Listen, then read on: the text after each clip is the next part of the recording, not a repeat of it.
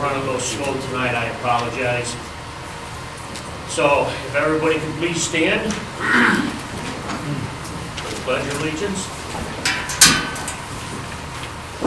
I pledge allegiance to the flag of the United States of America and to the republic for which it stands, one nation, under God, indivisible, with liberty and justice for all.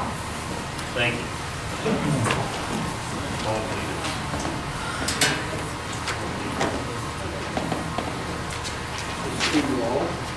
You got the corrected copy. Here, you want another one?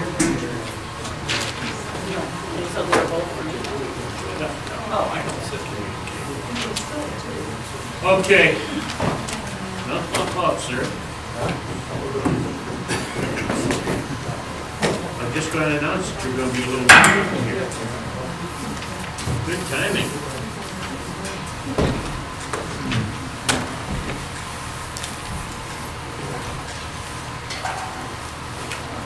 Here's the agenda for you. Other than the secret. Give me a secret.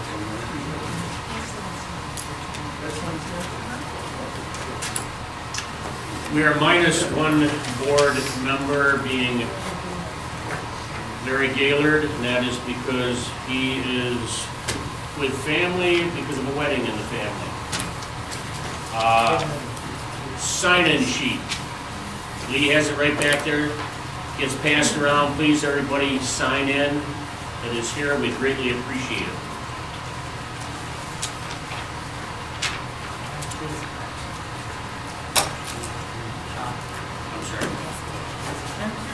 Oh yeah, please print your names. It's a little hard to read some names when you sign, so please print your name.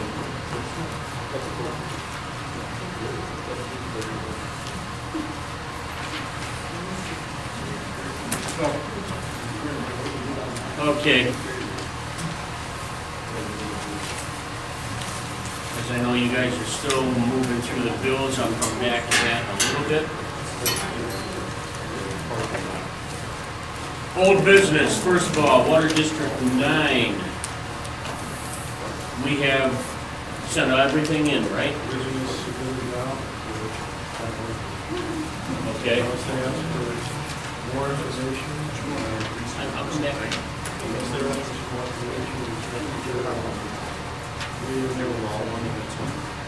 Okay, we've sent everything in that they've requested for, so as Lance has pointed out, unless they ask for something more, everything's in the comptroller's hands right now. Hopefully we'll hear back from them and then we can get moving along with Water District 9. And we might be able to get that thing rolling so it'll start going in the ground after the snow disappears that we're starting to get. Yes, Jim? Did we solve the problem with all the rocks and the gravel in the lines? Do you have an agenda? What do Do you have an agenda? Oh, is that on there? Thank you. Water District 8, we have finally, with all the billing and everything else, that's all taken care of. So we can finish that one out. Everything's been signed. Labella's finished up with all their paperwork, and it has now been sent on to Road Development. So we should have we'll have the final document that we all have to sign, and finally we can close the door on Water District 8. It is done. Debris in the water line. Yes, John. We have met with Susan, that we being both myself and Dale, have met with Susan Papinetti discussing it. She's from the Orleans County Health Department. She's involved with the environmental aspects. We have, some of the things we're talking about is the flushing. Yes, we're going to have to do more flushing on the system. We're going to have auto flushers put on, starting, it's too late now. They'd freeze up, so in the spring, definitely, we'll have some auto flushers put on. Everybody back there hear me? I think I'm loud enough. It's just that I hear this thing right here above me making a lot of noise. So the auto flushers will be going on starting in the spring, mostly on the dead ends. and so we can be flushing the system more consistently. The tests, they run their tests on it to make sure that the water is of the quality that we expect when we're drinking it. Where those rocks came from is anybody's guess. We don't know. They could have been in the system from way back when Water District 1 was put in, and they just slowly kind of worked their way down through the line.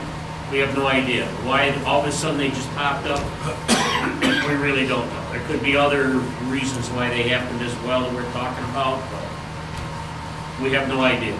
But we will be doing more flushing of the hydrants to help get any other particles in the system out. Robin Naka, 4285 Oak Orchard Road. In talking with the State Health Department, because of the granulars of tar that was in the water, did we, or have we done testing on it to see how many particles was there? And should everybody be notified to boil their water? Because apparently tar particles are detrimental to the brain, the kidneys, and so forth. Yeah, we understand about it insofar as that could have been the only particle that was in there. There may be more. We don't know, just like with the rocks. Yes, but there's... The question to Susan, tests. because she's in charge of the environmental part of our water, does the testing and everything else. So our question to her was, do we need to worry about this? Do we need to have more testing? Do we need, and she said we don't need to with this step. We passed all the tests. Okay. So we did extra testing on the water. She since they were said found. that we're good. There's no problem with our water. Our tests, our water is fine. Okay? Thank you. Yep. LED lighting. We sent the letter in, we talked about that, and had a motion about the LED lighting on the street lights in town being changed over. It'll help save us as far as electricity, and it's only costing the town $1,700 total versus before where it was going to be $1,800 per light pole. So they are in the process right now, moving along with that. Haven't been told when the process will start, but they are right now looking at, or putting the whole package together with all the different light poles and exactly what LEDs, because a couple of the light poles take more wattage than others. They are also taking a look at, Dale had put in months earlier about putting in a floodlight on the pole right at the entrance to the town park. And they're working on that right now. They haven't got that package put together yet. Also, we are still negotiating with the highway department on a new 4-year contract because their contract runs out as of December 31st of this year. And that's it for old business, unless I missed something. Anybody? Okay. Then, I'm going to move back up to the administrative part, first of all. Acceptance of the bills, everybody looked at the bills? Just one question, Dale. What is 6-inch in-ground steel cables? Who's the bill from? Genzac? Oh, DENZ? that's the picnic tables we bought for the park. Okay, so it's steel cables, but I don't know why it's labeled like that though. okay. Yeah, All right, that, we bought 4 picnic tables, metal ones, expanded metal, so they can go into the concrete. Why are they in the highway? In the park, they're in the, Oh, all right. The code for the park. Thank you. I move we pay the bills. Second. Okay, Richard moved to pay the bills. And Tom, was that you? It was. Second, Tom was a second. All in favor? I, Opposed? So carried. Okay, I'm sorry, William, you had your hand up? Yeah, William Nacko, Hooker Road, Albany, New York. I've got a question about the LED lighting you were talking about. I talked to you before, you were gonna have, maybe look into it about the temperature changes and Because of the cold the weather. going down. Was that done? I asked him, he said that doesn't have any effect. Because, That's what he said with these new light all LEDs. right, well, I said, I okay. know there's been some studies out there that prove the opposite. But Yeah, and I know some of the When you LEDs get I a put 20 outside of my porch there. when you get a 20-degree day and a 50-mile-an-hour wind, Yep, we'll see. yep, yep. I mean, the lights on the road now are dim enough as they are when it gets this cold. Yeah. And when you get a snowplow going down the road with a wall of snow going across that road and there's a car stranded on the side of the road, dead, with blinkers on, I don't know, you better look out. Okay, Could be a safety issue. agreed.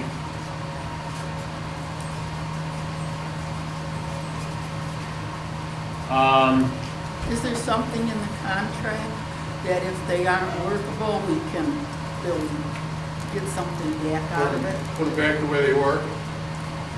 Well, we haven't signed a contract as such yet, so we'll see what it looks like. Like I said, they're putting the package together for us right now.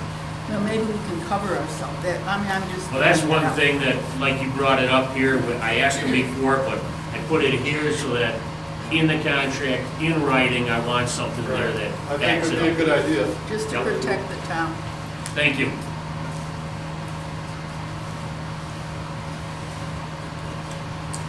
John, Are we gonna get one out here in the dead zone? I'm sorry, We're what, gonna get a light out here in the. oh, you're talking about over in this Yeah. part of the parking lot over here? Blackout's part of it. Yeah, that whole side of that parking lot, that whole west side. I forgot all about that.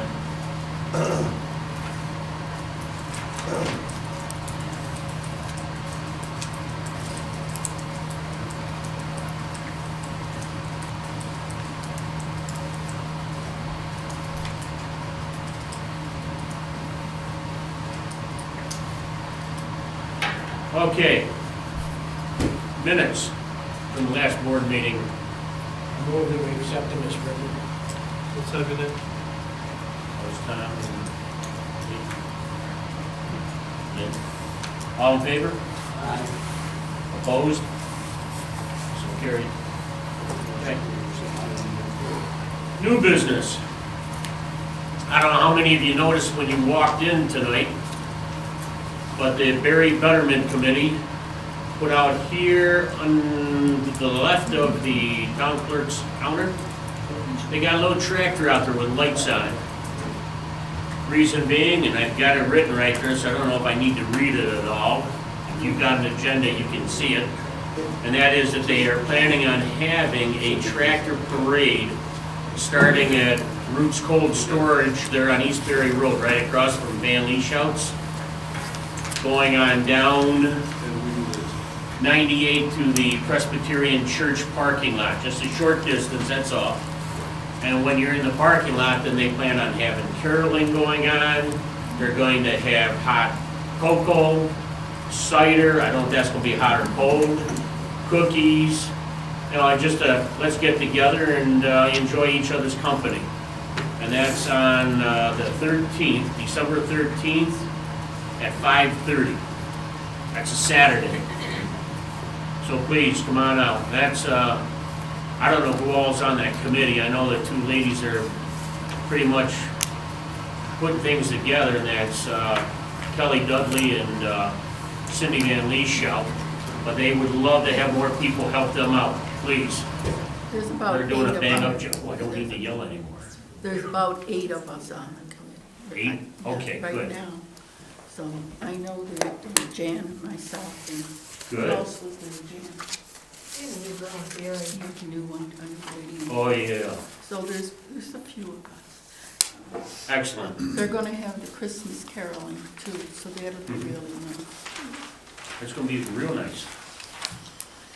Okay. Dale Brooks. Property on Alice Road, 13455.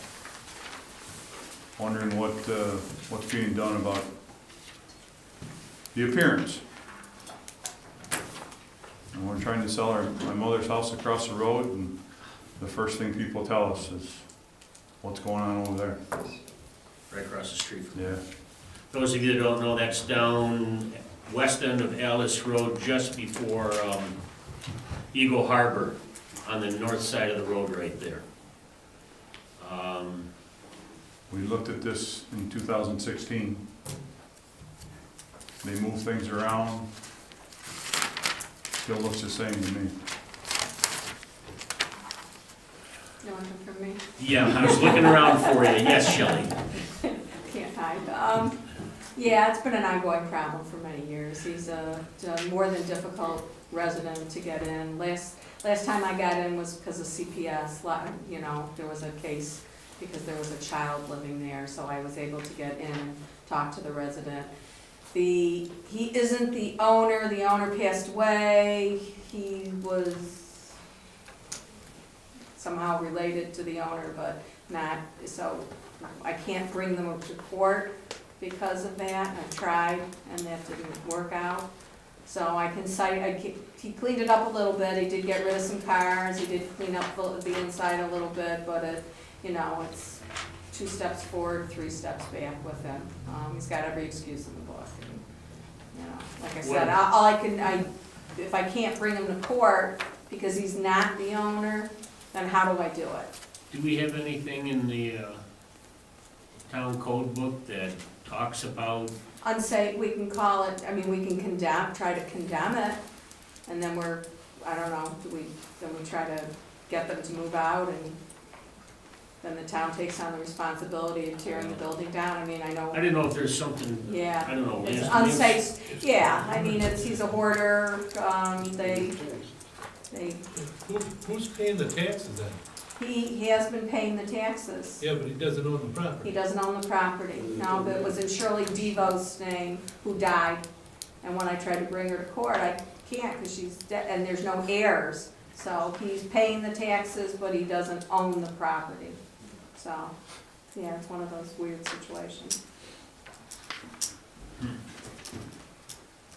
So all I can do is cite him again, and Dale brought it up to me tonight, and I'll go by, cite him again, threaten to send him to court, see if he comes in and, you know, he moves cars and then he brings them back, moves them away for a while and brings them back.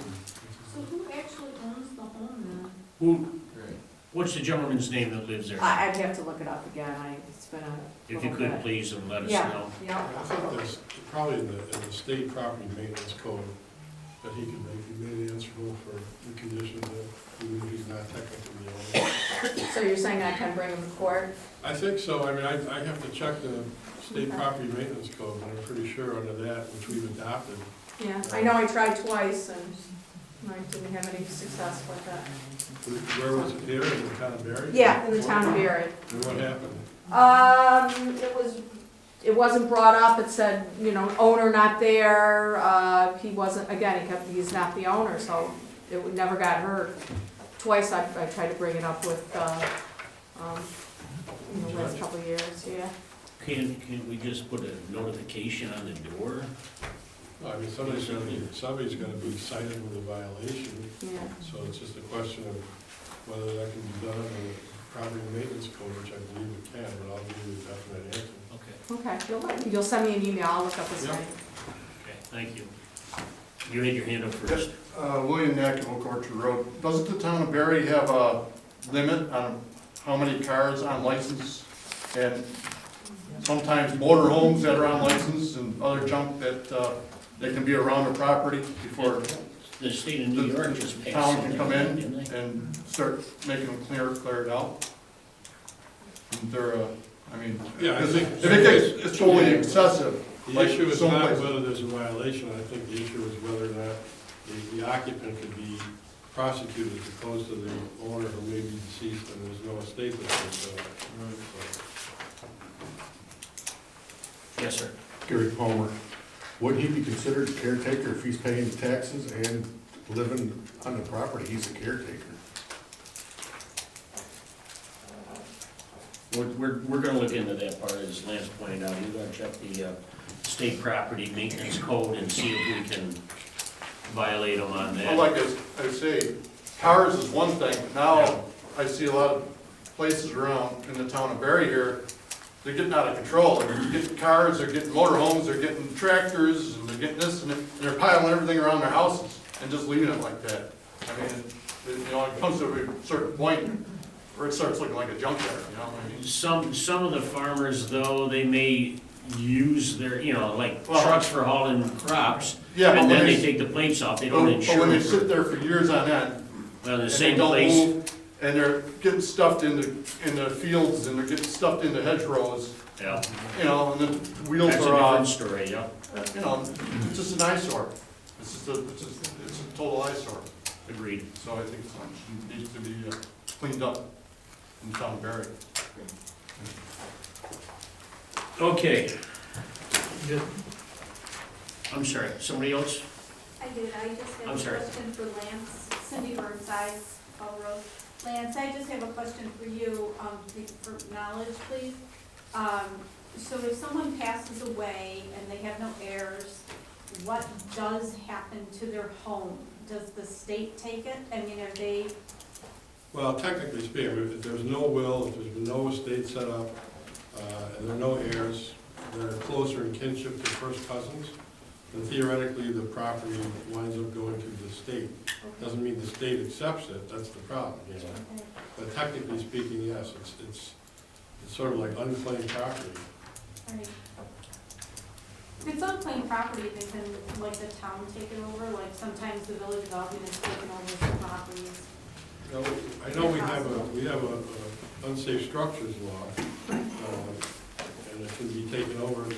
The issue, and we've had this happen before though, if the town goes through that process and the property needs to be demolished, then it's up to the town to cover the cost of that, which is not necessarily in the budget. So Right. unless they can, you know, scrap out the copper and the metal and other things to kind of recoup that cost, it costs the taxpayer. Not to say that that shouldn't necessarily happen, but it's just something that the town takes into consideration. And the town cannot erect another property, like another residence to sell No, because of their own business. no, I mean, if the taxes weren't paid, you know, for 3 years or more, the Yeah, county could seize that property, you know, on an interim basis. okay. And if the town does take the structure down, there's a process by which they can add that to the tax bill.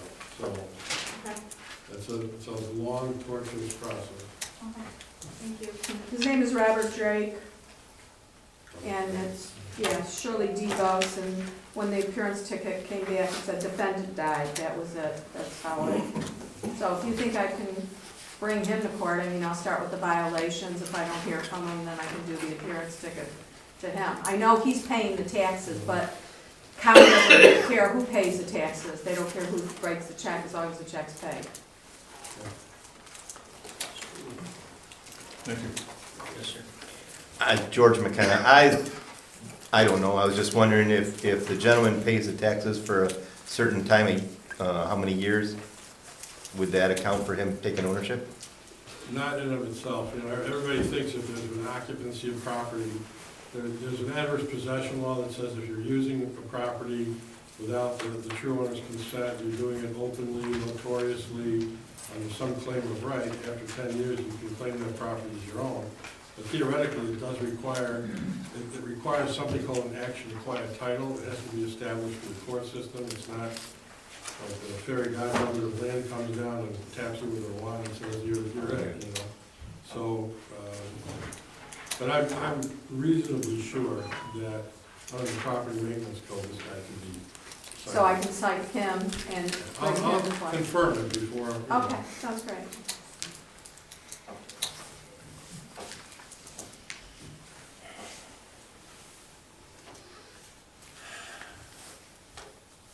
Okay, we're all set with that? The alarm and fire system, which has been faulty in this building, well, both buildings here, for some time now, the gentleman that had originally installed it and has been supposedly maintaining it, has sold his business to a new company called Amherst Alarm out of Amherst, New York. Now, just got the letter from him this, I think last Thursday or Friday. Called them, I spoke to one of the co-owners who then sent one of their people, a Mark Wolfer, who came and met with Dale, Tom, and I today, and did a walkthrough on the building, and checked out motion detectors, fire alarms, pole alarms, our control panels, found a couple of things, a couple of issues. So they're going to take a look at the system as a whole. They also been supposedly monitoring our system ever since it's been installed, because that was the contract that our previous person had set up with them. So they'll be getting back to us on that. That's been a concern that we've had with the fire and the alarm, and we'd also like to include in there some cameras, part of the alarm system, because of some of the fuel thefts that we had this past spring out back here. So we wanted to put up a few cameras that would be monitoring some of the activity around the building. So they'll be getting back to us shortly. It sounds, they have 80 employees, so it's not a small mom and pop shop. They're a good sized business, and they've been at it for quite a while, so I think they can do us a good job, but we'll wait and see. We'll see what kind of numbers they come up with. Dale has got another company that, like we had talked about months ago, where he was getting some estimates. We need to have them updated, and then we want to compare apples to apples. Yes, sir. Just William Knack of Oak Orchard Road. Isn't the fuel locked up, or supposed to be locked up? Isn't that a fire hazard if it's not? It was, basically, they were draining the hose, wasn't it? They were taking the gauge apart, taking the gauge out of the tank and putting the siphon hose in. How come there wasn't a fence put up around it with a lock? Never. Everything else has been locked on it. I mean, how come there wasn't a permanent fence put up around it so nobody could get at it? Isn't that a fire hazard? No. Well, I believe it could be. Passes the code. everything, yeah, it could be, but we, insurance I mean, if company this- and everything else has said it's okay. They had it locked in place, it's just that they found a way to break If they're into it. stealing fuel, they were here to do bad things. Now, they stole the fuel, but they could have done something else. Yeah, anything could have. That's, could have been bad, real bad. So, you might wanna look at putting a fencing it in, a cage like we had it when I went to school, we caged up, actually just selling cylinders, and we caged up the tools. You might wanna look into that, because that prevents stuff like that from happening. Okay, thank you. Eastern Management, copiers and printers. We kept getting some big bills from them, and it seemed like a lot of it happened to be color copies, even though we were sending black and white, the copiers, and they monitor our copiers, kept reading them as colored copies, even though they're black and white.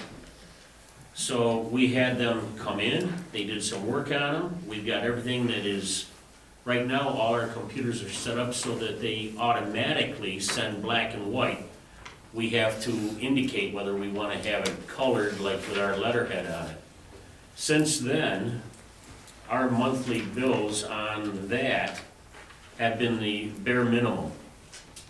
So we've done quite well with that, so I just wanted to point out that we've been saving quite a bit of money there with the copiers and printers. Unlike tonight where I apologize, usually I do everything double-sided.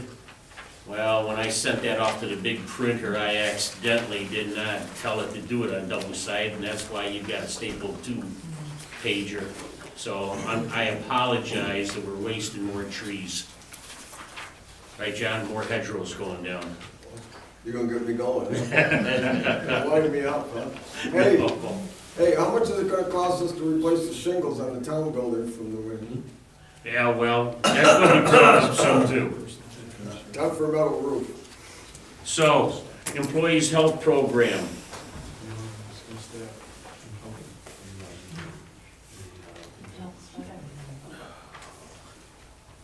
Just saw this. That was wood. That's meant for tonight. I just got that.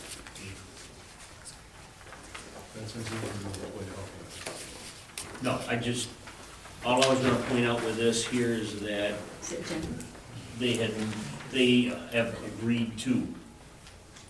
They've already contacted me, they've all agreed that they wanna go with the Univera Gold, which will be saving the town some money. It's a comparable plan, if not a little bit better than what they had before, plus it's saving us some money. So they had MVP, now they're going with Univera Gold. Tom and I have spent many days and hours and weeks comparing different insurance plans, and we narrowed it down to 3 different ones.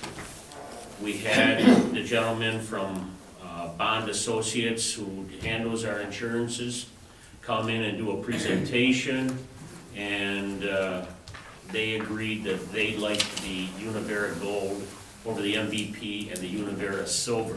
This is the highway? This is the highway. So, just to let you know, we're gonna be switching, and once again, it's gonna be saving the town some more money there. Roof repair. I wanted to thank Bud Peglow and Gary Rowley, 2 of our department guys, who kindly enough climbed up on the roof up here, because we lost more shingles, and it took at least a 5-gallon pail of asphalt up with them. And they glued and patched, and especially this one valley right here that keeps leaking on us. And we keep getting watermarks in that corner up there, both on this side and the other side of the wall. They said that was all broken up in there, and water was getting in right there. So that whole valley has been coated with asphalt. So hopefully that's going to take care of it through until springtime. We're going to be putting out for bid to see about having a new roof put on here next year. And as I said last month, we already put that in the budget planning for it. Planning board, wind ordinance. The last Monday night, after listening to CSAB's comments and recommendations, after listening to a lot from community people, after listening to what Heritage had to say, have decided that they are going to pass it on to the town board to act on it. So until we as a board members, we get together and discuss it, we're not gonna act on that at this time either. Or at this time anyways. So we're going to move along on that until we have a chance to discuss it. And then we'll discuss, or bring it up to a board meeting, what we plan on doing with the wind ordinance. Yes, Jim? I've already sent you a whole bunch of stuff, but I have hard copies of setbacks and noise restrictions all throughout Europe. Yep, I've read every one of them. Can I give you guys can she make a copy of what I have to give you so you can look it over and see what Europe is doing? Because they've got. I've already forwarded it to everybody. Oh, did you? Okay. Yes, I did. Because they've got them a lot longer. I forwarded it to them as well as the people that are assisting us with this as well, which Did you means get this Labella. European setbacks by country? Yep. With the noise levels also, Yep. restrictions on it? If that's what you sent me, I do believe that's one of them. Okay. Okay, I just want to make a note of record, none of them go above 40 dBs for the Okay. noise. Thank Like you. I said, they've had them in some cases for 40 years, so they've learned their lessons well. Okay, thank you. Yes, sir. Are we going to have to resubmit our proposals No, to the No. town board? no, zoning board's given us everything and I just everything want to that be they clear on that, have. because if I have to, I'll do it tonight if I have to. No, we've got copies. I know I received copies of it as well. I looked over a number of them. Can we just be made aware when you're ready to discuss and to, open it up, if you could Right. give us a heads up or, a month or some time, just so that we can Well, make if sure we that- have a meeting session about it, it would be like our planning board meetings, where it would be us discussing it, and that would be it primarily. We want to talk about it, we want to hammer all the different pieces of it out. So it'd be like a planning board meeting where we're going to be discussing it. You'd be made aware of when that occurs, yes. Plus, if there's gonna be a change, there would have to be a public hearing. Right, I know a lot of the stuff goes in the Batavia Daily, I personally don't get the Batavia Daily, I just, if we could make sure that we're made aware, we really Put appreciate it that. on the We website. will, Put it on the website. And you may be contacted if we have questions too. yes. Yeah, and stuff. I appreciate that. Do we contact you directly, or is there somebody else with CSAB that we should contact? You can contact me directly or our attorney, either way is fine. Okay. Thank you. Yes. I'm not sure if you misspoke, maybe I misunderstood, but I think, did you ask if we had to Submit the wind, the yeah, the wind And you amendments. said, no, we Proposals. got everything from the zoning. We board. will be getting planning board. everything from the But- planning board. From the planning board, you said zoning board, so I Did just I? wanted to make, yes, Yeah. I just I wanted to make sure apologize. you got Right. the planning board. Yeah. So just to make that clear, for the record, you have that information. We don't have to resubmit it tonight. No, I've got copies of what the community had sent into them. Okay. I've because got I have copies them of here. that. I have them here, one for each of you, if you need them. We got it. Thank you. The zoning board meets on the 19th. Will they be involved in your discussions also, or the members of the planning board, would they be sitting in as well, or is it just gonna be the town board? It's going to be the town board primarily. We're going to ask some people, such as like from CSAB, from Heritage, from the planning board. We're going to ask for representation from them to help us in answering any of our questions. So I should point out, the zoning board is actually called the Zoning Board of Appeals. I get it. So they really handle appeal issues when there's been some type of a denial of a permit, so it's really not within their jurisdiction to get involved. If you're gonna schedule a working meeting, can we do that tonight so that I can plan to be there? No, we're gonna plan this, we've got it, then you know that, personally speaking, I've looked at most of these reports that have come in. Got to sit down and digest them a little further, and then if we have questions, we get a hold of yourself or a hold of Mrs. Richardson and ask questions, but I don't think we could schedule a meeting tonight as to when we're gonna. Working session? What about the rest of us that are involved in this group? Anybody that, if we got questions, or if you've got questions later, ask us and we'll try to answer them.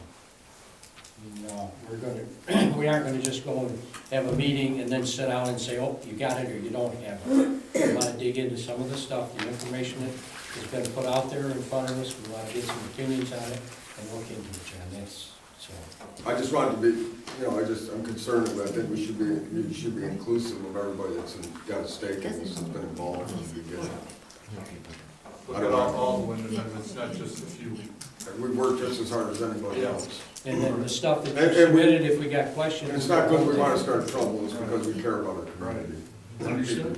That's always been my thing, Understood. people first. Okay, You're saying you would really want to be notified? next. Yes, me and John would like to be notified also, Okay. Messler and William Hacker.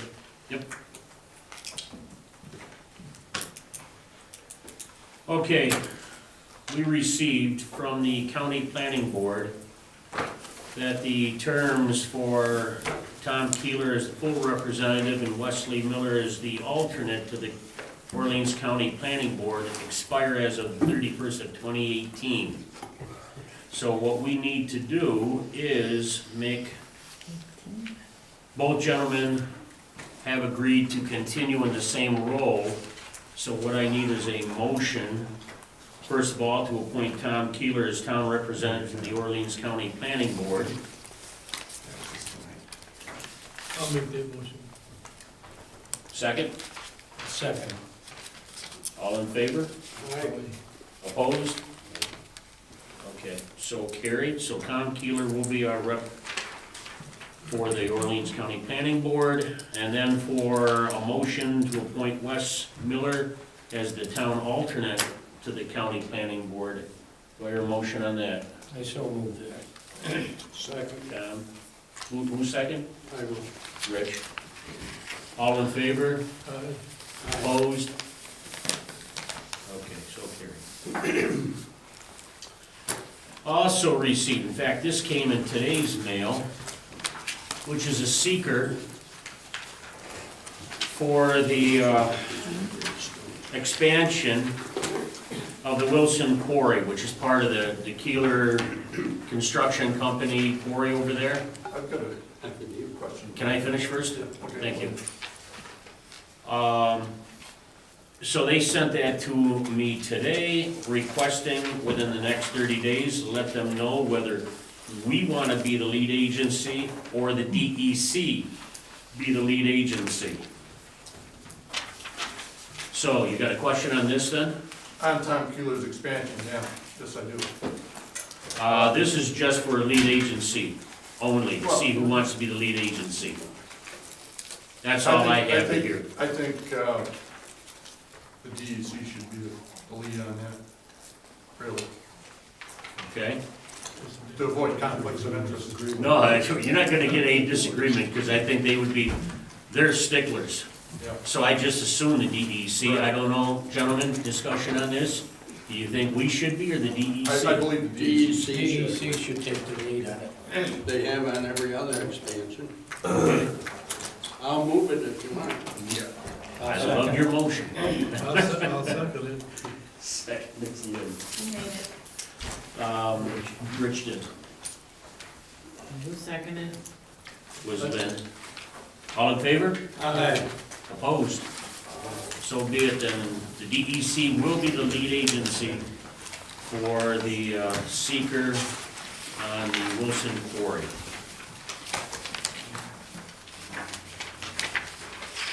Okay, the way things have been going lately, we need to advertise once again for one alternate to the planning board and one alternate for the zoning board. So that's what I'm looking for. There is a motion that we can do an advertisement for those two open positions. Both are alternate positions, on one for each board. I'll make the motion. Okay, Second. Lynn and Rich seconded. All in favor? Aye. Opposed? Any discussion? So carried. Who left? What vacancies, what caused the vacancy? Yeah, number two.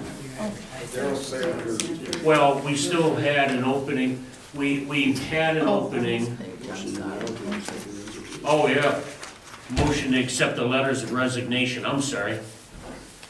Yeah, I see what you mean, I should have flip-flopped those on the agenda, I apologize.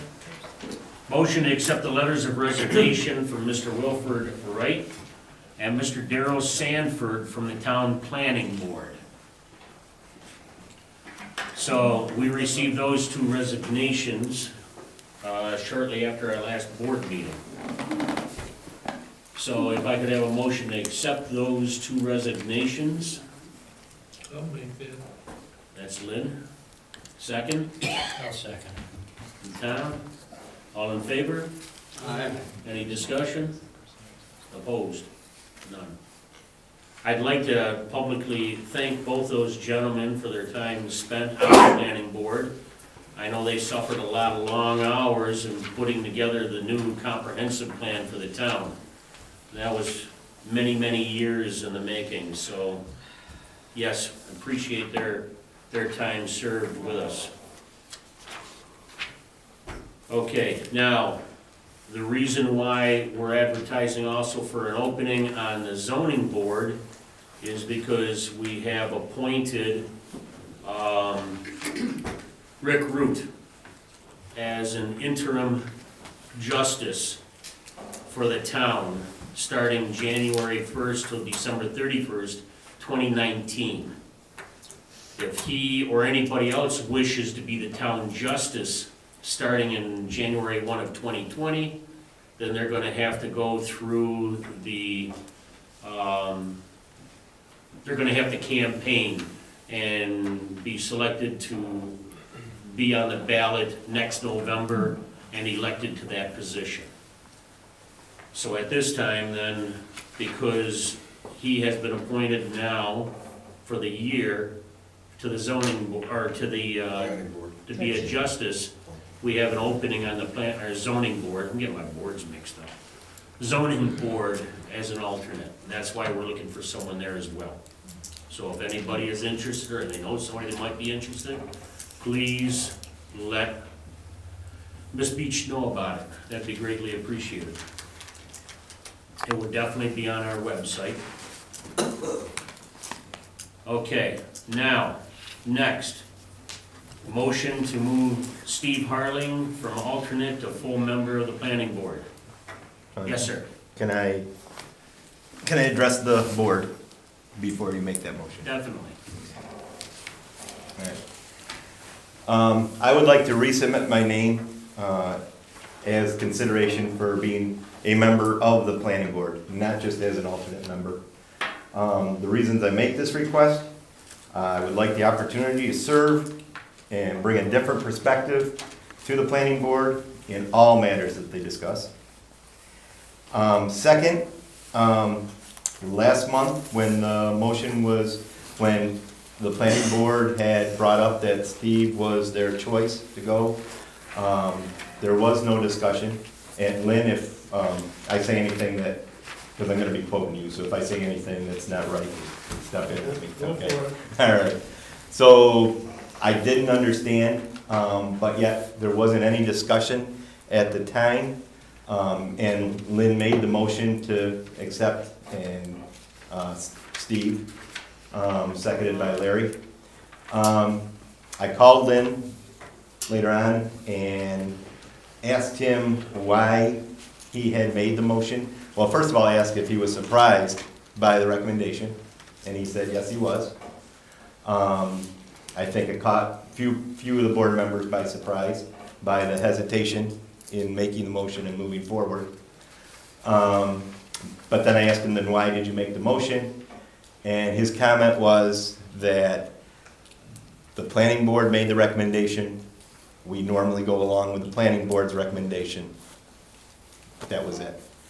I have a problem with that, and it's a little bit of a conundrum, because working with the planning board, Tom Keeler has repeatedly said that the planning board is only there to make recommendations to the board.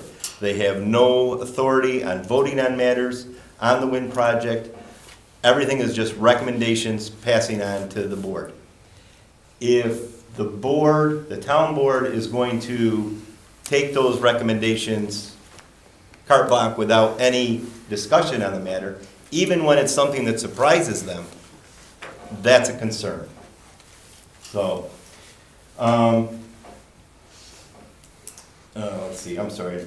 The third reason that I'd like to put my name back in, because of the injustices in the previous decision, that recommendation by the planning board was based on. And I will go into that now.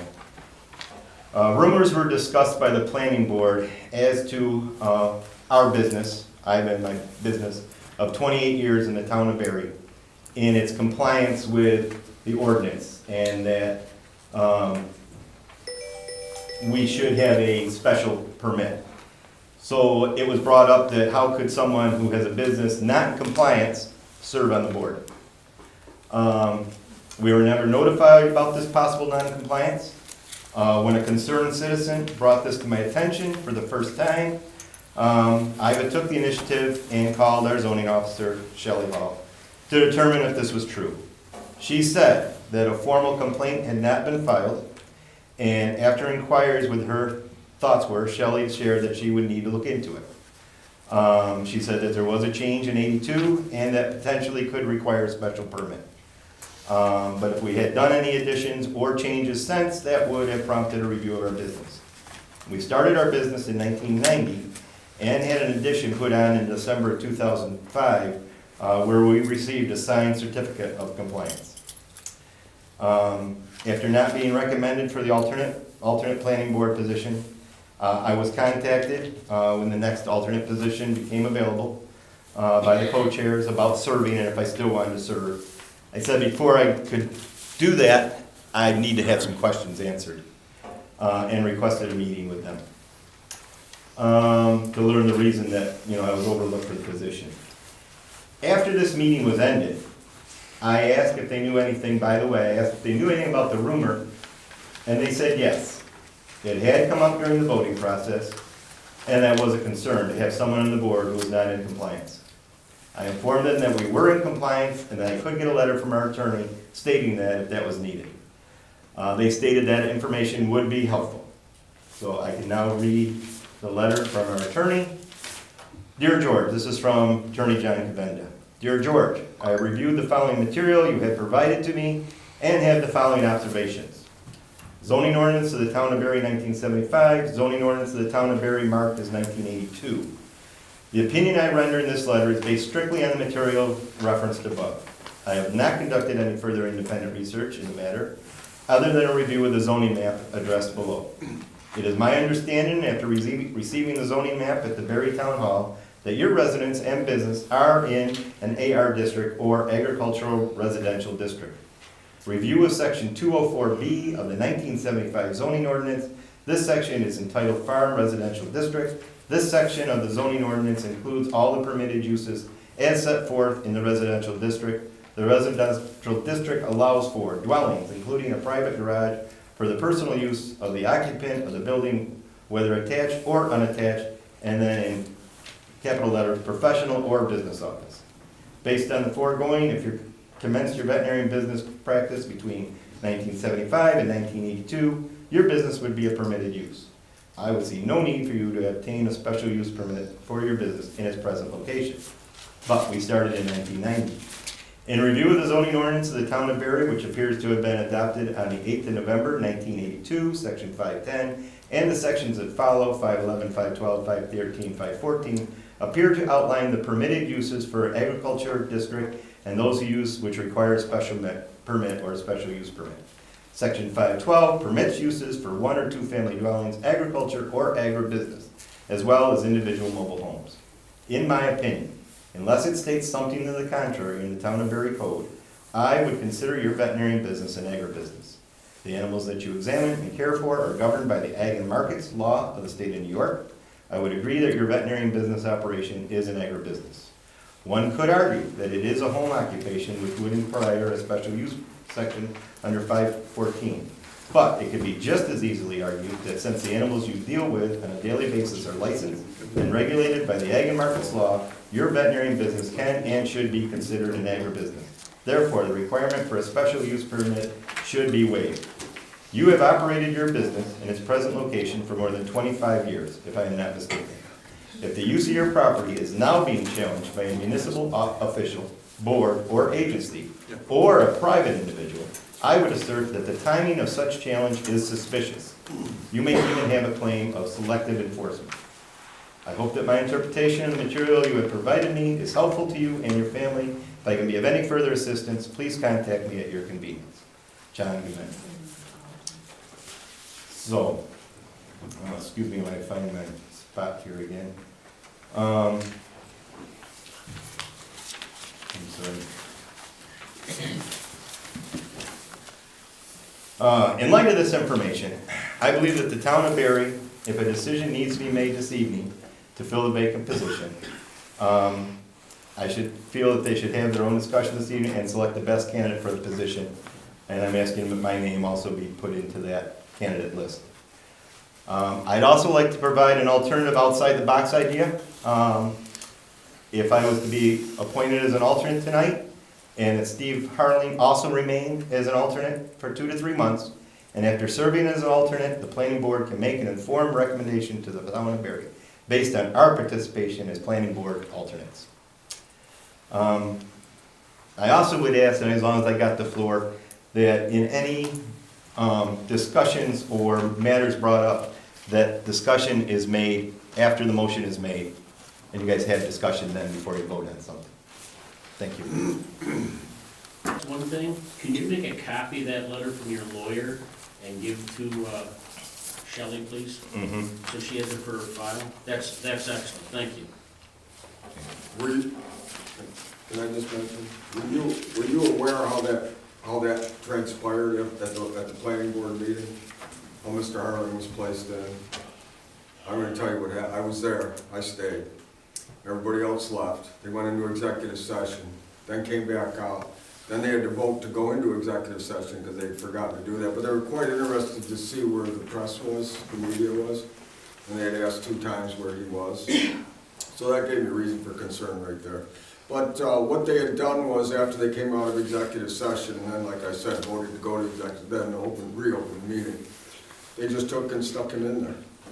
After everybody had left, there was no discussion before the public, because there was a lot of people here that night. And I don't think that was right at all. I think that was just more of an example of what we faced with all the conflicts of interest and the dark shadow that's placing on our town. And I really don't want this town to have a black eye when this is all done.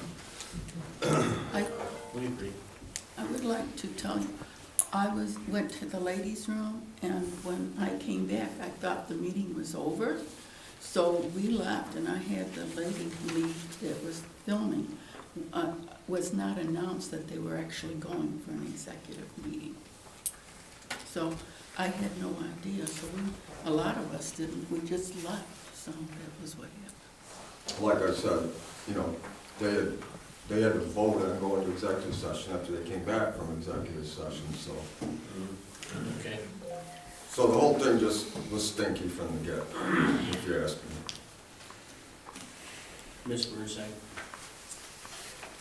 So, I'm Cindy Burnside, as you know, and I was at the planning board meeting the other night, and there was quite a bit of rallying around the new business owner that wanted to come in, even though there was a gentleman that was 25 feet from the business and he had some concerns. And the town rallied around the new business owner because we want new business, we want business in this town. And I have to tell you that that family is owed an apology from this town. Just listening to that, that is a shame.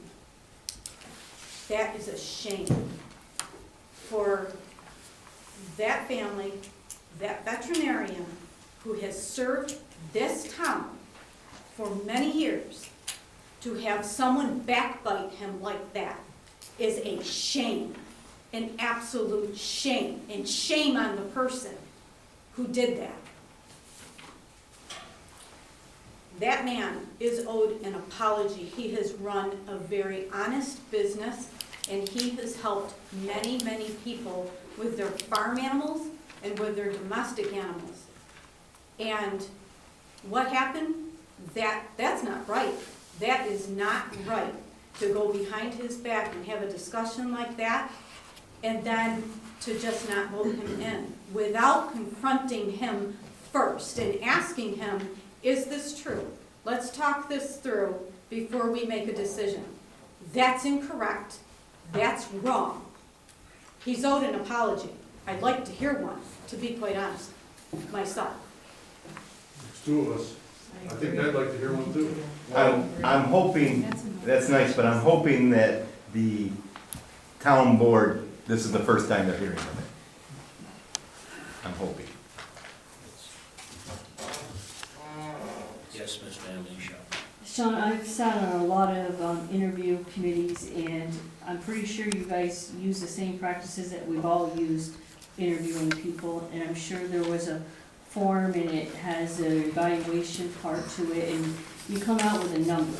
I mean, and if you didn't use that, then I say shame on you, but I mean, if you did use something like that, I mean, it was done the way we do every other interview then. So I don't see, if the numbers came out the way the numbers came out, you know, If. So that's the only thing I have to say. Thank you. Okay. Going back to the motion, to move to have Steve Harling move from alternate to full member of the planning board. Do I hear a motion? Also move. Second?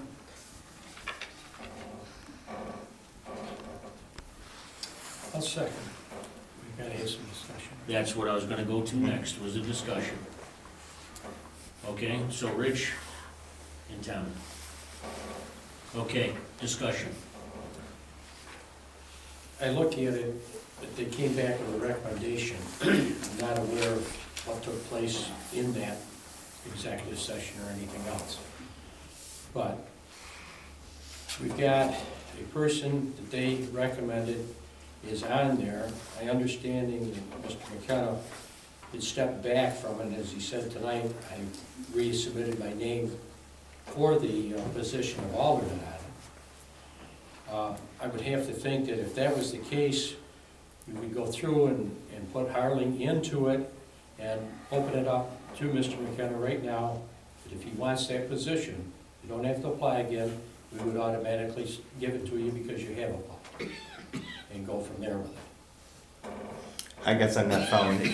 What you're saying is, if I want the alternate position, I can get that, which, that's what they asked me. That's my opinion. Right, and that's what they asked me to do.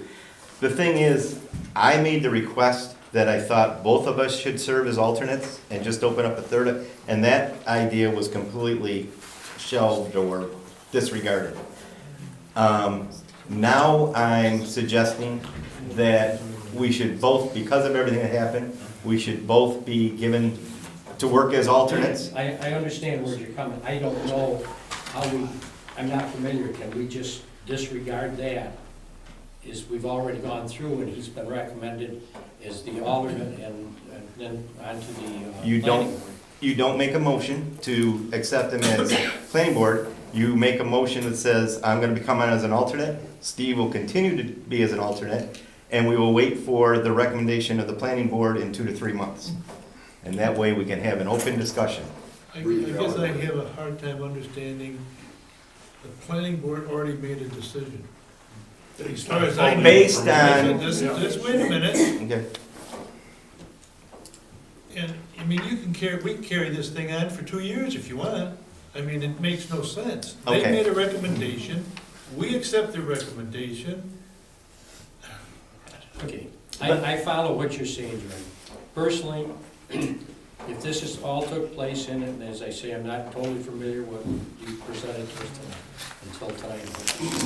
I would, we got a motion on there personally, I'll vote against putting him in and see about putting in alternates on and let it go, if we can legally do that.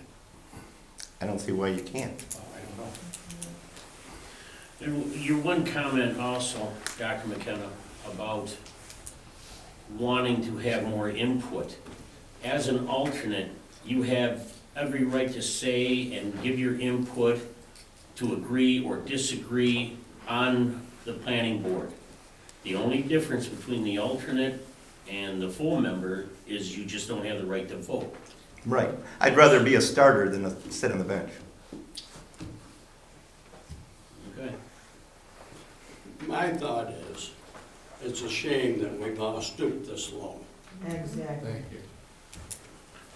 I believe that there's usually enough people absent from a planning board meeting, so an alternate actually can be as active as he wants.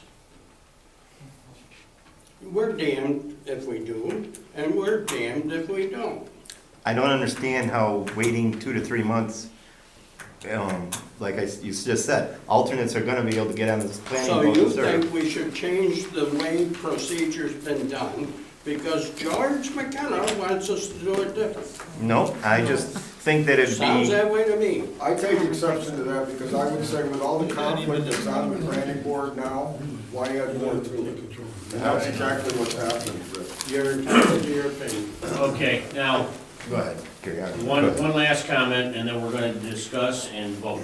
I just would like to share that I think that his outside of the box thinking, which is what he did, previously, to say that something has to be done a certain way because that's exactly what has been done in the past is not necessarily the best mode of thinking. The idea is to potentially kind of right a wrong or allow an opportunity for individuals to serve our community who have an interest of serving and to try and help this community to be the best community that it can be. I don't think that there's anything wrong in looking outside of the box so that we can move forward in a positive direction rather than, it's not saying like, oh, I think that and just to make note that the first proposal that was made was for there to be 3 alternates. And that was so that you didn't have, so it could be a win-win, and you didn't have to go through any of this in the beginning, but that wasn't even addressed, even though there's many towns in Orleans County, Genesee, in other locations that have 3 alternates. It was addressed, Perry, in there, it stated we could only have 2.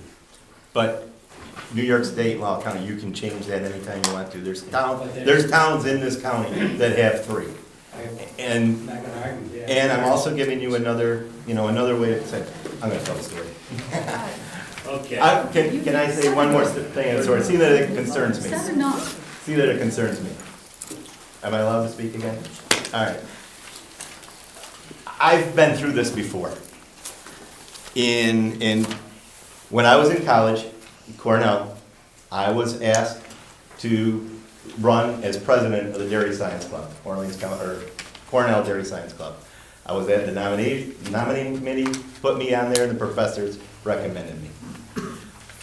My roommate, who was a member of AGR, the night before, asked me, are you gonna write a speech for tomorrow? What are you gonna say? And I said, I'm not gonna write a speech. Everybody knows me. I'm just gonna go by my merits, and, I don't think I have a problem. Because I'd give a speech. I go, I don't think I need to. The next day, and during the elections, AGR presented a member to run against me. He wasn't as active as I was at all, but he was running against me. The vote came through, and he won. Afterwards, my roommate came up, and he wanted to apologize. And he said, George, he goes, I'm sorry. He goes, we had a meeting at the fraternity. The fraternity decided to run somebody for president because it was going to look good for the fraternity. And the brothers have to vote for a brother when they're running for an election. So he goes, as soon as I went in the room, I knew you weren't going to win. And so I kind of feel the same way here. It's a little bit of, the fraternity of, the way we want it, and that's what's going to get pushed through. So I'm just saying, I've been through this before. I'm giving you an out to work with the alternate and give my speech, I guess, for 2 months to see if I can convince people who's the better candidate. Thank you. I'm sorry, yes. Ms. Moss, I think Steve is a great candidate. Why would we assume that George is a better candidate than Steve? I think Steve has earned his place there. Okay. Thank you. In light of, listening to what everybody has had to say, we also have to remember that the planning board did do an interview process that was evaluated at the end. It was a unanimous decision that they selected Steve. I was told it was a very close vote, sorry. But, okay, I was told unanimous. I'm just going by, I wasn't in there, so I don't know, I just go by what people tell me to. I was told it was a very close vote. Okay, so anyway, Steve was the one that was selected. When they decided that this opening came up, when Willie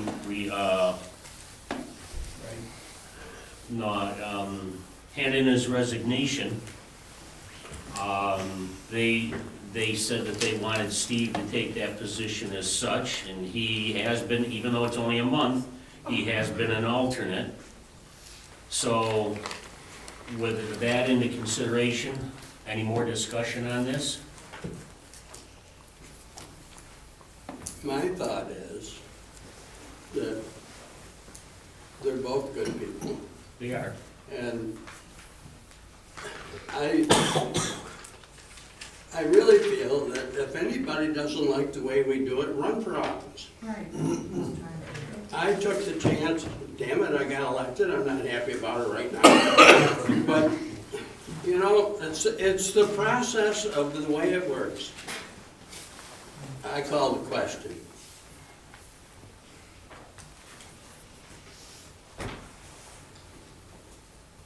Okay, shall we vote? Can I? One question. He called the No, we're done. Yeah.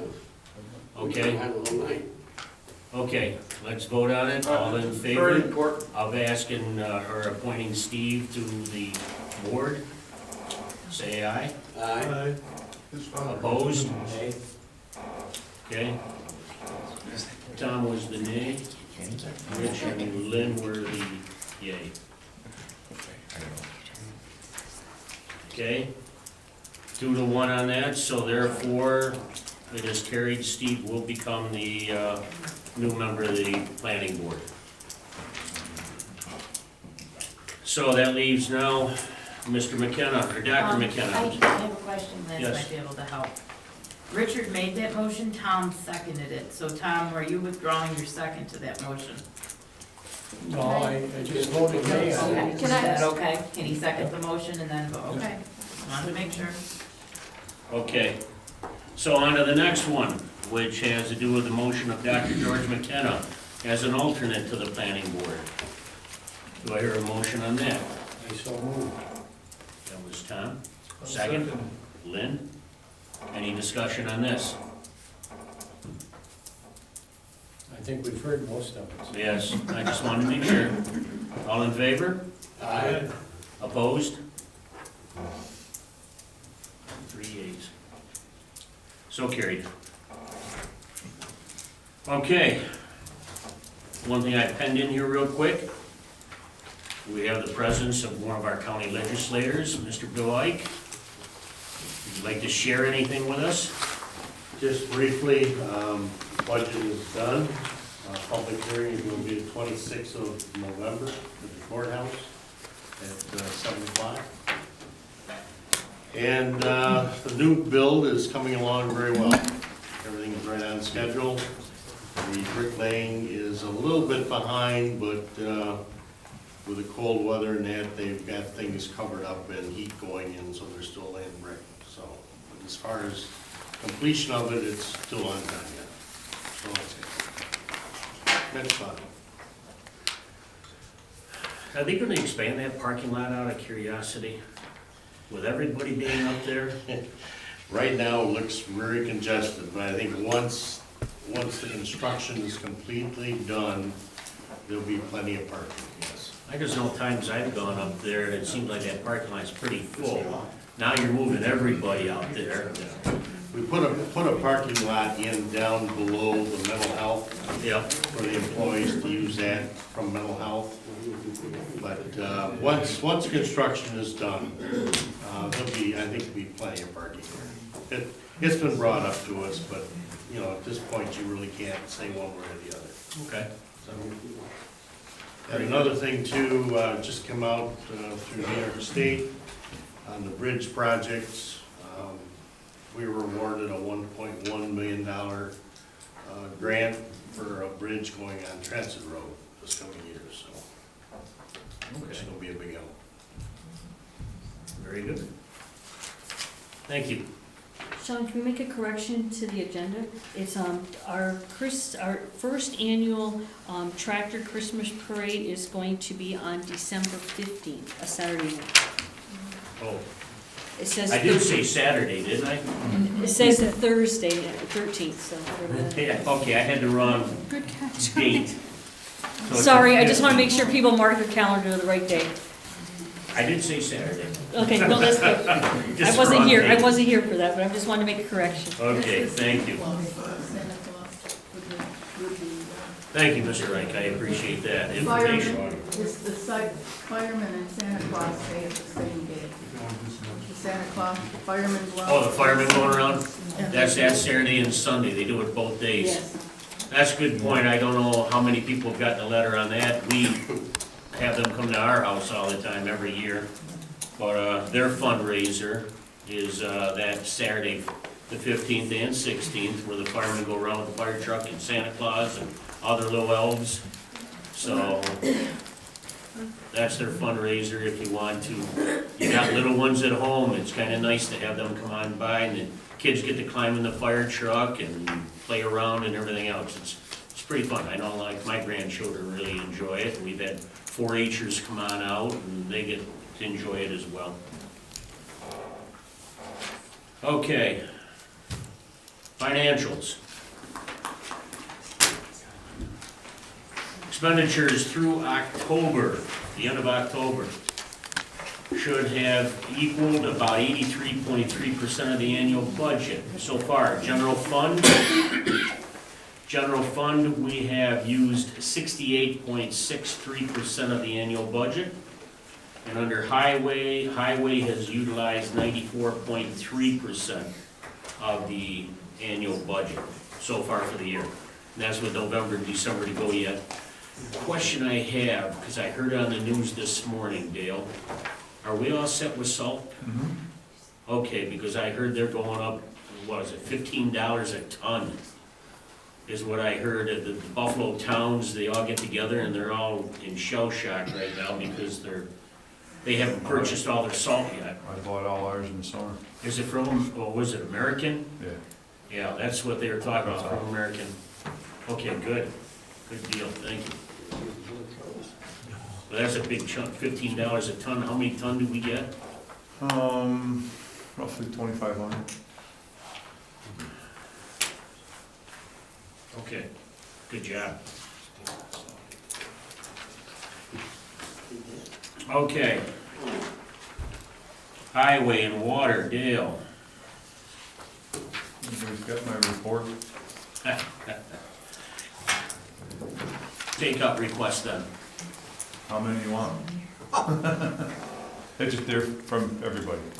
People putting water lines in, the National Grid putting poles in. How many more water People putting lines? dog fences in, like the invisible fence. What was your question? How many water lines, how many new ones did we have hooked up? I only think of 2. I don't know offhand, Sean. And it surprised me, like, one of them was like in Water District 3. Yeah. Oh, we just had one put into Water District 1. Yeah. Oh, yeah. Really? Sign repairs completed. Water samples and readings completed. Mowing. We're not gonna do any more mowing, are we? No. Do what now? Shared what? services. True and level with grader on Pusey Road, Culver, Gray, and Sheila Road. Did they go on up, did you guys go on up and check, like, right there at Maple and,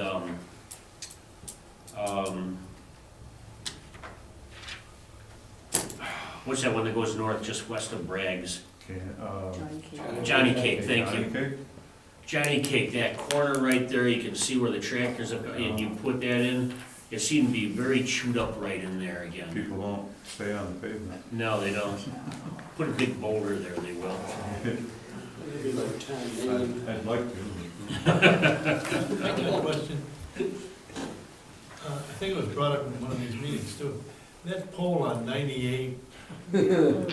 Number 4157. Who do you complain to, or do we complain to somebody, or what? Because that's gonna break and we're not gonna have any power. Yeah, but didn't you do just a stakeout on that?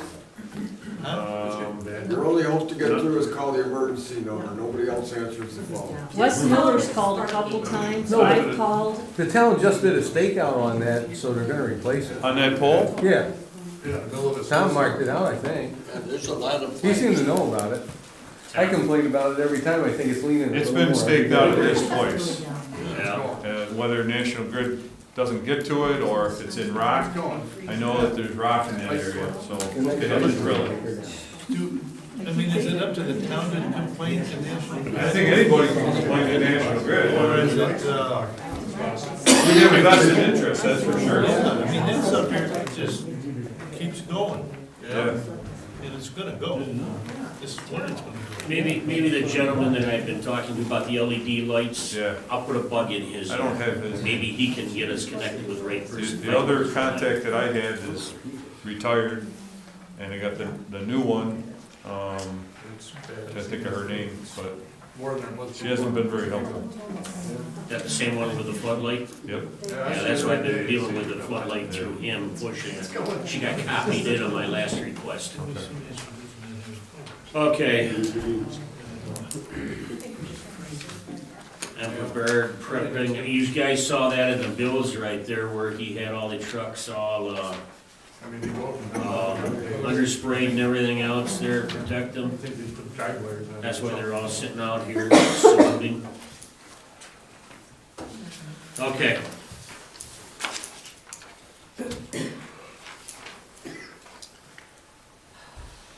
Maureen, anything special to report? Already gearing up for tax season. That's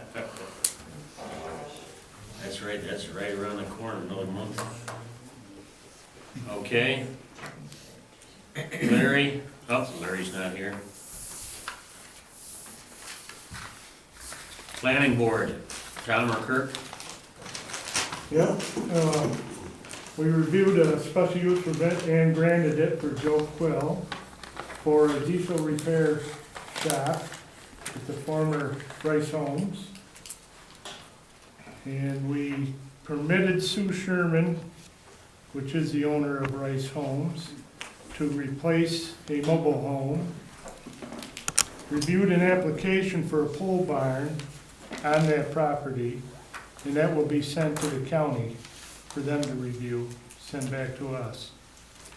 Eric Watson has a change in his building permit. He wanted to add on another 8 foot to the structure to the north, which is on the property just west of Berry Stone on the north side of the road. We waived the $100 fee that he had paid originally, and decided not to send it to the county because it had been already reviewed by them. We didn't feel the 8 foot addition, we need to send it back. You had a question? Yeah, I was just gonna say, you said you waived the $100 fee, he paid $100 He paid for- $100 and he paid another $100 when he resubmitted his application, so. For the addition, Yes, or the expansion, I should say, not an addition. Okay. we felt that Okay. he shouldn't have to pay that again. It's just a matter of an amendment to the original. Yes. That's why Yeah. you shouldn't have to pay anything, that's the reason. Yes. We listened to proposals of the wind ordinance law change from Clear Skies. We recommended not to change the wind ordinance. We voted on that, or we didn't all vote on that. That's pretty much it for the planning board. I have one side note here, FYI. I had talked to Dick DiCarlo about his house sale, and he had quite a few people look. And I asked him how to go and what were concerns, and he said the 3 big concerns were water, cable, taxes. And that's why a lot of people turned away. They liked the house, didn't mind the price, but they really want water and cable. And a little concerned about Do the you tell them taxes. water is gonna be coming down there? The new people that just moved in signed, you sent Gene Peglo around for that water district. They were quite happy to sign for that. Just some information. And by the way, his house sold for 18% above the assessed value. Yes. That's all. Thank you, sir. Zoning Board, Lee, anything to report? They'll be meeting Monday and looking over the application of Sue Sherman for the pole barn for area variances. Okay. Park Committee's kind of at a standstill for right now, right, Lynn? Right. Rich, utilities? I've got nothing. Okay. Lance? You've already heard from me, so. Okay. Good, okay. Speakers, once again, you see all the bullets right there, the guidelines, please.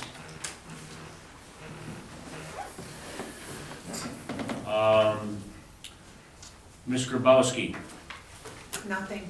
okay. Mr. Yasmin, I'll yield my time. I'll pass, Mr. Supervisor. okay. Ms. Richardson, Carrie Richardson, East Ferry Road. I just had a couple of things that I wanted to share. One is, I believe that the comments about the 18% above value on the home and that the 3 concerns from the residents are maybe alluding to the fact that we have shared that we think that the turbines will actually decrease the value of our homes. And I just want to make the point that real estate agents do not have to inform at this point, because an application hasn't been filed yet. So there is a chance that the residents don't even know that there is a proposed project.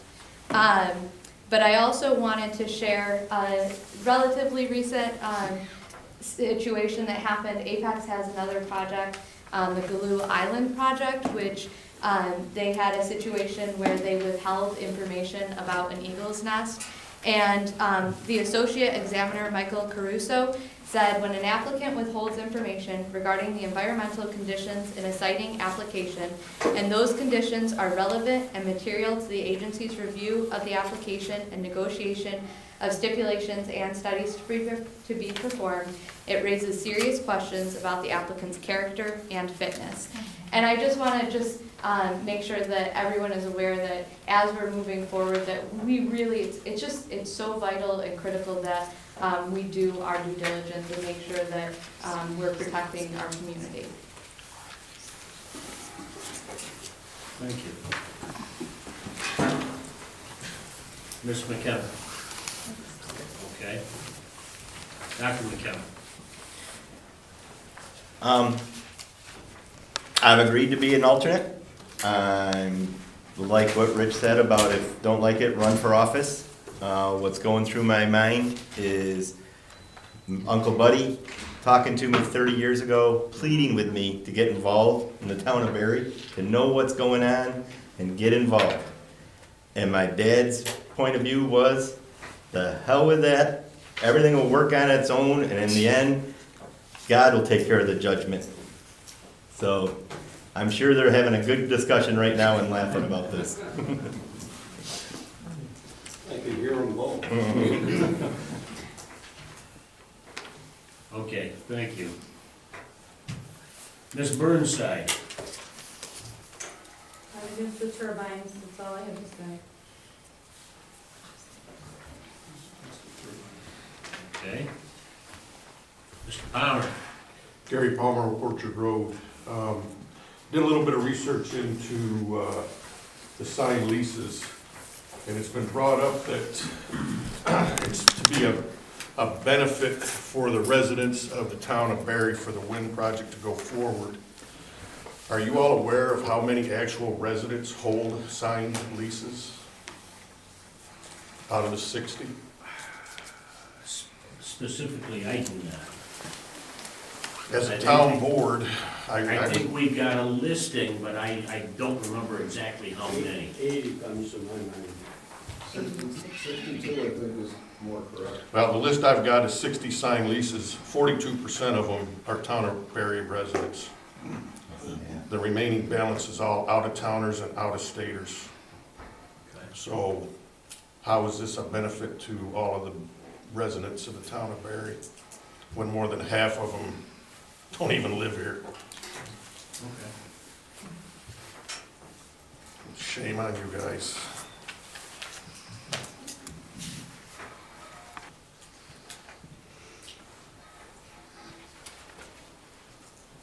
I'm sorry, I'm writing some stuff down here.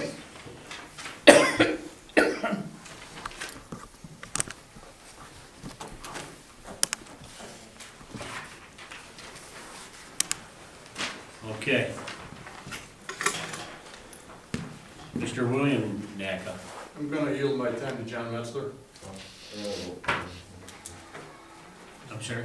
I'm yielding my time to John Metzler. Okay. Mr. Alex Nacka. Alex Nacka, Tyler Perry. Honestly, Apex is gonna put a wind farm and they've offered a generous $1.5 million, I think, go back to the county, schools, and my question is, the money that they're offering, if they have a lesser amount, like 100 megawatts, is that gonna be reduced? It's, I believe, all based on the amount of megawatts that the, That's my question, is Yeah. based on production. yes. Yeah. So you could have you could get $1.5 million one year, if you have a good year, and then you could have 200,000. No, if I understand it correctly, if you've got 30 wind turbines that produce 200 megawatts, whether they're not operating 100% of the time or not, we still get that equivalent cash, whatever it is, based on that 200 megawatts. You said that it's not what they produce. How are they gonna produce it if they ain't running? That's their problem. It's based on whether or not, if that farm, the wind energy production facility, is scheduled to produce 200 megawatts per year, that's the cash that we would, whatever percentage it works out to, that's what we receive. Let's say they only produce 150 megawatts that year, that's their problem. We have a contract with them that we receive that percentage based on that 200 megawatt agreement. It's kind of set in then. Yes, This is the same for leaseholders? I think that's a set contract per year with them as well. Not being a leaseholder, I don't know. No, I'm asking. Yeah, I believe it's the same for them. It's a contract. It's not a variable, like a variable interest rate on mortgage or something. Is it a regular signed contract, legal contract? I do believe so. Okay. With us as a town, yes, it will be. All right. That's all it. Okay. Okay, Ms. Robin Nacka. I already addressed the water issue, so thank you very much. Thank you. And then that leaves us with Mr. Metzler. I don't know if you got these, but this is a group of 8 local health departments. They call themselves the Health Coalition. We're very concerned about the effects of the wind turbines. Those are all local health departments. You got one, Mr. Marchi? It was in the hub, so I gotta thank the hub actually for this.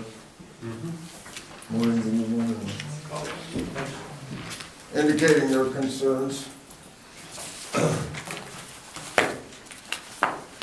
This is the newest bird study that's out, and I know we're in a major flyway, especially in this area.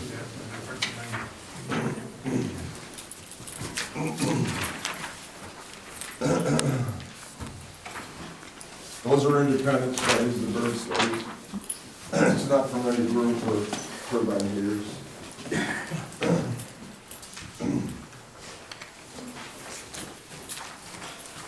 Isn't this one you just sent me? Not that one, no. I recognize the picture right off the bat, and I saw this picture. The one I sent you was all the setbacks and noise levels from countries in Europe. And the setbacks are much, much farther than what Apex is proposing here. And like I said, they've had the turbines for a lot longer than we have, so there's lessons learned there. And it's growing every day. For instance, in Bavaria, it's 10 times the turbine height. That's the setback. Also, the noise levels, there isn't one I could find over 40 dB. So that ought to tell everybody in America something, that they are causing problems, and they do have they do have a lot more time learning about these things and the effects of these turbines than we do. And in a lot of cases, the turbines were smaller than the ones that they want to put in there. So that's it. Thank you. Thank you. Okay then. Do I hear a motion to adjourn? Lynn made the motion. Second? I'll second it. Tom second. All in favor? Opposed? Okay. Thank you, everyone, and we would like to wish everyone a happy Thanksgiving, please. Be safe and enjoy family. You too.